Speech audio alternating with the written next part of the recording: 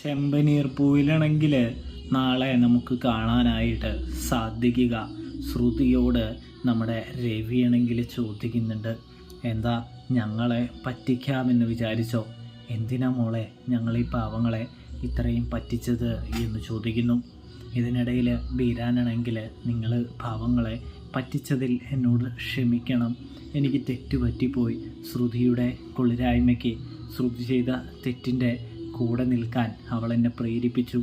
എനിക്ക് വേറൊരു വഴിയും ഉണ്ടായില്ല. ഒടുവിൽ ഞാൻ അവളുടെ കൂടെ നിൽക്കുകയായിരുന്നു എന്ന് ബീരാൻ പറയുകയും രവിയോടും കുടുംബത്തോടും മാപ്പ് ചോദിക്കുമ്പോൾ ഇതെല്ലാം കേട്ട് ഒന്നും മിണ്ടാനാവാതെ ശ്രുതി നിൽക്കുമ്പോൾ ബീരാൻ എല്ലാവരോടും മാപ്പ് പറഞ്ഞ് പടിയിറങ്ങുമ്പോൾ സച്ചി പറയുന്നുണ്ട്, എനിക്ക് നിങ്ങളോട് ദേഷ്യമൊന്നുമില്ല എന്ന് പറഞ്ഞയക്കുന്നത് കാണാം.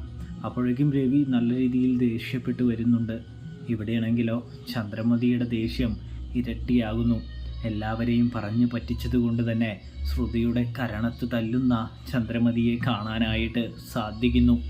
ഇതിനിടയിലാണെങ്കിൽ നമ്മുടെ സച്ചിയും രേവതിയും ഒന്നും പറയുന്നൊന്നുമില്ല കേട്ടോ. ശ്രുതിയാണെങ്കിൽ അമ്മയ്ക്കൊപ്പം നിൽക്കുന്നുണ്ട്. അതായത് ചന്ദ്രമതി തല്ലിയതിനു ശേഷം ഇറങ്ങിപ്പോടി എന്ന് പറയുന്നുണ്ട്. ഇതേ സമയം ശ്രുതിയുടെ കാല് പിടിക്കുന്ന ശ്രുതി. അപ്പോൾ ശ്രുതിയാണെങ്കിൽ മുഖം തിരിക്കുന്നൊരു കാഴ്ച കാണാൻ കഴിയും. അതായത് ശ്രുതിക്കും വേണ്ടാതായിരിക്കുന്നു ശ്രുതിയെ. കാശുമില്ല, ഒന്നുമില്ല. ഒടുവിൽ ഇത്രയും കള്ളത്തരവും കുംഭാരവും ഒക്കെ പറഞ്ഞതുകൊണ്ട് തന്നെ ശ്രുതിക്ക് നല്ല രീതിയിൽ ശ്രുതിയോട് ദേഷ്യമുണ്ട്.